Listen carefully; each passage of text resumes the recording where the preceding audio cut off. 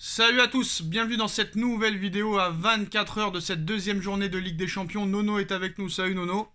Salut Sacha. Alors Nono, énorme bombe dans la composition d'équipe, une nouvelle compo que jamais Luis Enrique, nouveau coach du Paris Saint-Germain, a utilisé. Mais on va parler d'abord des autres infos sur le match, mais aussi sur le prochain mercato d'hiver et aussi d'été. Alors le PSG compte sur Xavi Simons pour les années à venir et a déjà refusé des tentatives du Red Bull Leipzig pour le conserver, alors que Nono, Manchester City, Manchester United et le FC Barcelone en font une priorité pour l'été prochain et qui sont très intéressés et sont prêts à faire d'énormes offres.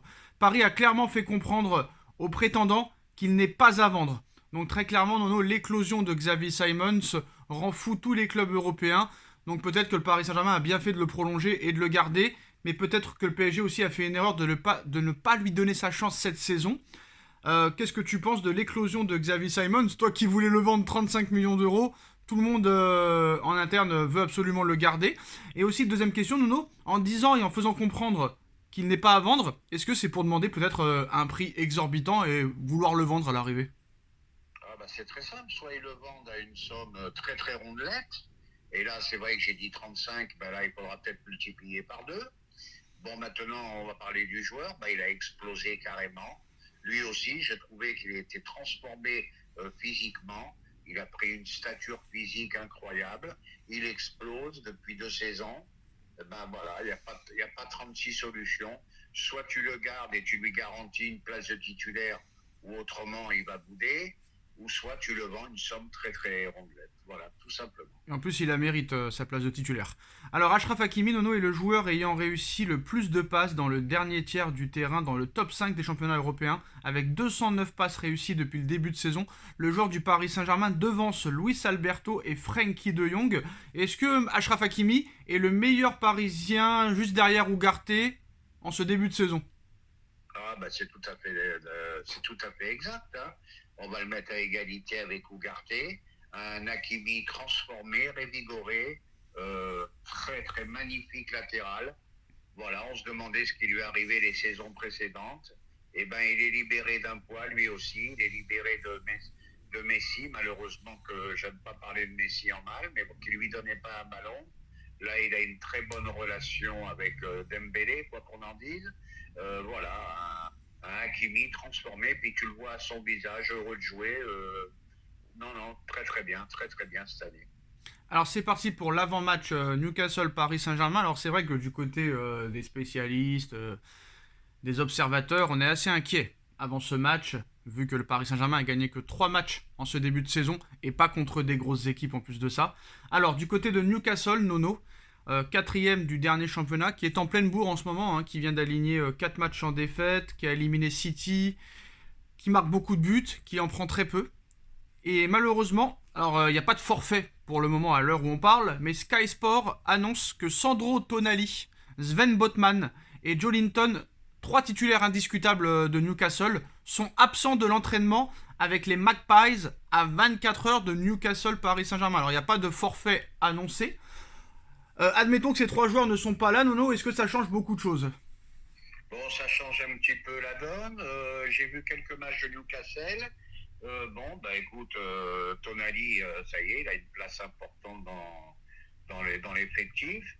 Ça va être le match tête, ça va être le match référence, grosse ambiance, intensité folle.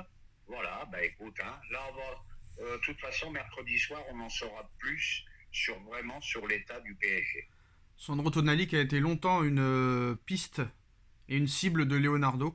Et Tonali n'était pas loin du PSG en 2020. Alors 2105 supporters parisiens sont attendus à Saint James Park ce mercredi pour Newcastle PSG. Donc les supporters seront là.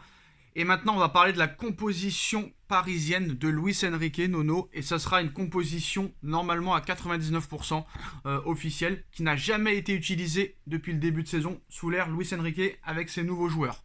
Luis Enrique travaille un système en 4-2-3-1 à l'entraînement depuis lundi. Dembélé serait en numéro 10 derrière Gonzalo Ramos. Kylian Mbappé et Randal Colomwani joueraient alors sur les deux ailes. Seulement deux milieux de terrain contre Newcastle, Nono. Est-ce que Luis Enrique, comme tu as dit, il fallait pas jouer avec 4 attaquants et surtout pas avec deux milieux de terrain, et que ça suffisait, trois attaquants, et qu'il fallait absolument renforcer le milieu de terrain en jouant avec trois milieux. Donc Luis Enrique qui travaille avec un système en 4-2-3-1 à l'entraînement. Est-ce que c'est bien joué ou est-ce qu'il se paye une place sur le Titanic? Non, non, non, là c'est très très bien joué. Je vais t'expliquer pourquoi.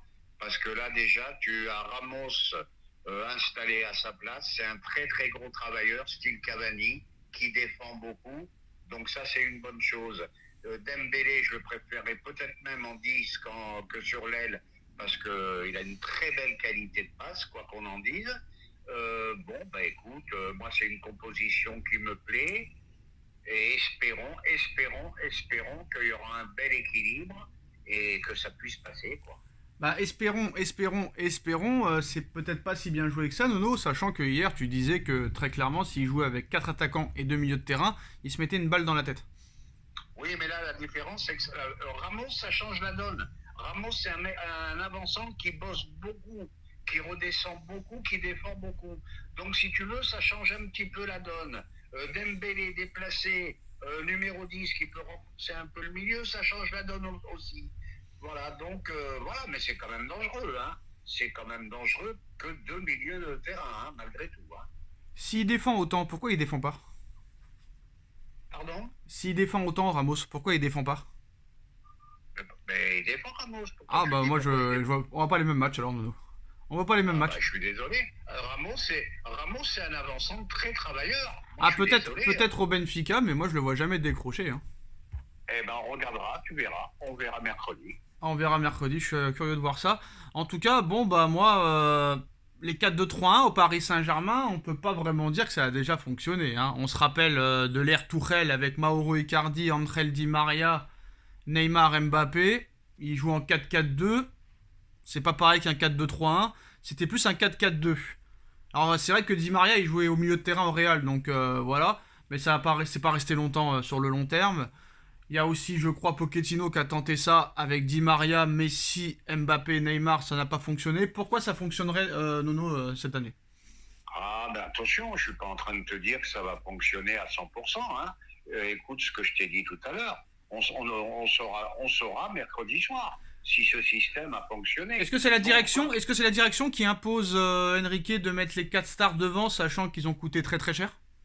Non, non, je n'irai pas jusqu'à là. Enrique, on ne lui impose rien. Et ça, j'en suis sûr et certain. Bah, on lui impose rien. Nono, on lui impose rien. Il voulait garder Verratti. On lui a dit qu'il doit dégager. Il a dit d'accord, il dégage. Ah oui. Ah oui, Nono. Bon, alors, est-ce qu'on lui a imposé le départ de Verratti? Non, il a dit qu'il voulait le garder, mais que l'autre, ils ont dit non, non, tu vois, maintenant il marche plus trop. On a une opportunité de le vendre très cher, donc il faut le vendre. D'accord, d'accord, vendez-le alors. Ah bah écoute, on verra.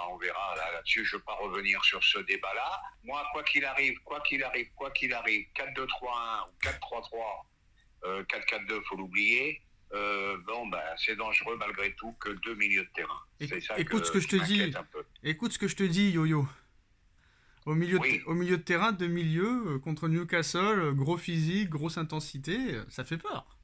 Eh ben, c'est ce que je viens de te dire, Sacha. Tu m'écoutes pas, Yo-Yo. Ah bah non, à un moment donné, c'est bien 4 attaquants, à un autre donné, c'est pas bien deux milieux. Là, on se perd. Je suis perdu, Nono. Je suis complètement perdu.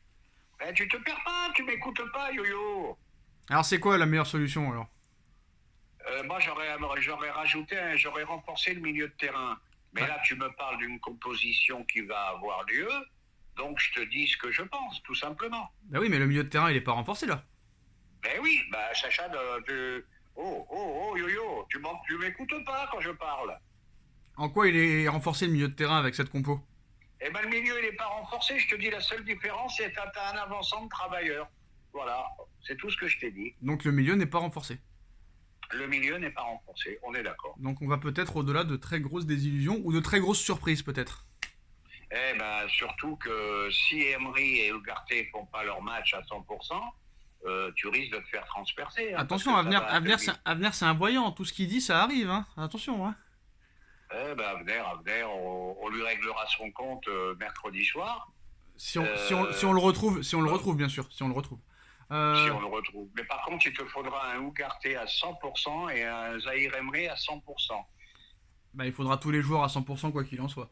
Toute la saison. Voilà les postos, c'est la fin de cette vidéo. D'ailleurs, Nono, si Paris ne gagne pas, ce sera quand même commencer à être compliqué parce que les matchs s'enchaînent, tu gagnes pas, tu vas perdre la confiance. Il faut absolument très vite retrouver la victoire et enchaîner. Après, j'espère que surtout ils prendront pas de but parce que ce serait bien d'aligner 4 matchs sans prendre 2 buts. Mais bon, on verra ce qui se passera. J'espère que ça le fera. Dites-nous en commentaire ce que vous en pensez. On like, on partage, on commente, on s'abonne. Et on se retrouve très vite pour une nouvelle vidéo. Merci Nono, merci à tous. Tchuss. Merci Sacha.